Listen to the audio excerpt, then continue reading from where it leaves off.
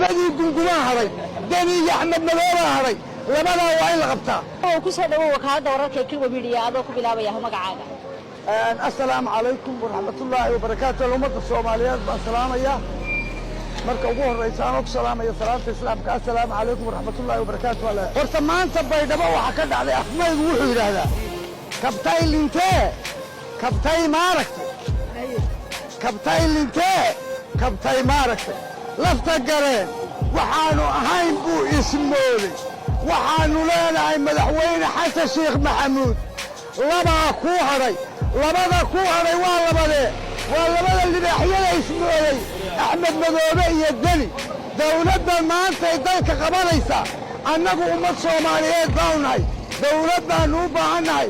waxaanu dooni mayno qabiil qorigaana idleeyey qolamaa waxna yeeshay naga tuurtay qardheer qaran baanu rabnahay qanigowna gargaar. ummadda Soomaaliyeedna waxaan leeyahay maamul goboleed kasta shacabka joogow sida maanta loogu soo dhaweeyay baydhabo dawladda waa inaad ugu soo dhaweysaan dawladdiinna. dalku maanta dawlad buu u baahan yahay. maantadii waa baktiday. maamul goboleedyadu waxay u shaqaynayaan Itoobiya iyo Kenya oo leeya maanta waad ogtihiin ilaahay baa idinku dhaarshay Puntland waxay jirtay 30 sannadood doontii ganacsatada u raray taa qura oo lagu damiyaa la waayay. denina 30 milyan buu ku qarash gareeyay doorashadii xamar. marka ummadda Soomaaliyeed waxaan idin leeyahay ma rabno qabiil ma rabno qabiil baahida dadka igalaysay hal la taageero dawladda.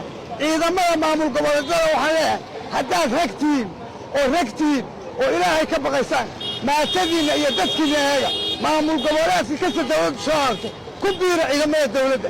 xaqdarraad ku dhimanaysaan haddaad u dagaalantaan maamul goboleed labadaa haddii dalka laga qabto Soomaaliya waa loo soo shaqo tegaya Norway bay noqonaysaa. maxaad fariin u dirlahayd mudane madaxweyne xasan sheekh maxamuud? xasan sheekh maxamuud waxaa leeyahay ilaahay baan kugu dhaarshay baydhabo ha jirto deni iyo axmed madoobe ku xij.